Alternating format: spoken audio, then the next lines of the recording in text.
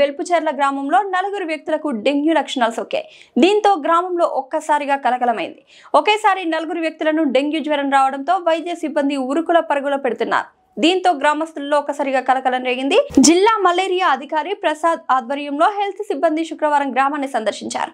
Dengue జ్వరాలు రావడానికి గల కారణాలను వైద్య సిబ్బంది అన్వేషించే పనిలో ఉన్నారు. స్థానికంగా ఏఎన్ఎం ఆశా వర్కర్లు ఉన్నా కానీ డెంగ్యూ లక్షణాలు సోక వరకు ఈ గ్రామ వైద్య సిబ్బంది ఏం చేస్తున్నారనే వాదనలు గ్రామస్తుల నుండి వినిపిస్తున్నాయి. గ్రామంలో వైద్య శిబిరాన్ని ఏర్పాటు చేసినట్లు హెల్త్ సూపర్వైజర్ మురళీమోహన్ తెలిపారు.